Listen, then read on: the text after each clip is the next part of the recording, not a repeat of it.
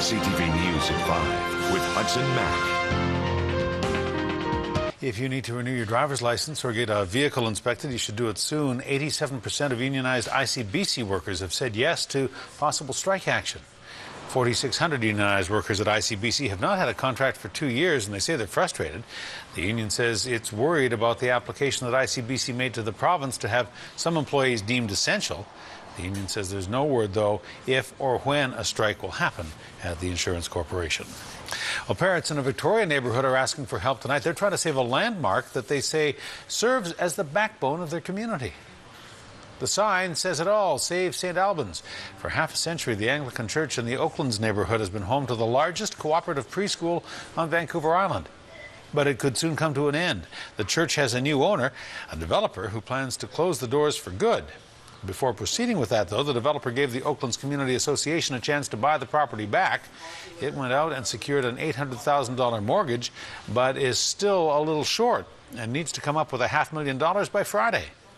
It's going to be a community effort for sure, and if it's realistic to have it by Friday, maybe it's not. But what we're hoping to do by Friday is show the developer that there's interest here. We have the emotion, we have the drive, we have the heart that's needed for this, and now we need some more support, and we need that support financially. The association says the site has terrific potential and could be home to a new community center and library. It has come up with 3 ways that you can get involved and help: a straight-up donation, buy a co-op share for $100, or put money into a community investment fund that would be tied in with RRSPs. To find out more on how you can get involved and help the preschool, make a donation, go to lansdownpreschool.com or savestantalbans.tumblr.com. And speaking of downtown Victoria, backed by popular demand, the Chinatown Night Market is coming back for its 2nd season. The Victoria Chinese Commerce Association says the streets of Chinatown will be transformed into 4 distinct Asian festivals over the summer. The night market coincides with the City of Victoria's 150th anniversary this year and will celebrate Asian history, culture, and food. The market will also feature traditional music, dancing, and vendors. The event organizer says last year's market was an overwhelming success thanks to social media. The Chinese Commerce Association says it's hoping to see the market grow and become an essential part of downtown Victoria's vibrant night scene. Chinatown here in Victoria has just got so much to offer as far as heritage and history, and it is the oldest Chinatown in Canada. It's been sitting here for years, and I think what happened is a lot of people over time just decided that it's time to revitalize this. There's so many great shops, there's so many great businesses. Come on down over the 4 nights that we're here. There's going to be so much great stuff to see: family events, music, entertainment, great shops and vendors. It's going to be a lot of fun. So mark your calendar. The Chinatown Night Market kicks off June 20th with the Awakening of the Water Dragon. It's back on July 18th for the Festival of the Karaoke Stars. And then again on August 22nd, the Night of the Sevens.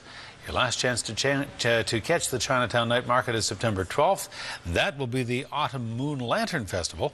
If you'd like to find out more about the night market or become a vendor, you can go to ChinatownNightMarket.ca.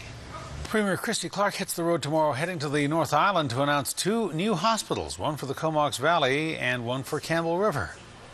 The Vancouver Island Health Authority has been working, as you know, on replacing the aging St. Joseph's Hospital and Campbell River Hospital for 6 years now. The plan at first was to build a new regional hospital in the Dove Creek area that would serve the entire region, but there was public outcry in both communities, which forced VHA back to the drawing board, agreeing to make the case for 2 new hospitals, one in each community. The province has the final say on funding the hospitals. The Premier will make the announcement tomorrow. 2 events, one in Courtenay, the second in Campbell River. The Courtenay Hospital is expected to be built kitty corner from North Island College at Lerwick and Ryan Roads, and we'll have full coverage and reaction from the community tomorrow on CTV News. Forest industry stakeholders from Vancouver Island and across the province gathered in Vancouver today to talk about the explosions in the interior, as well as worker safety and what to do next to keep workers safe. Government, industry, and unions all came to the table, along with the BC Forest Safety Council.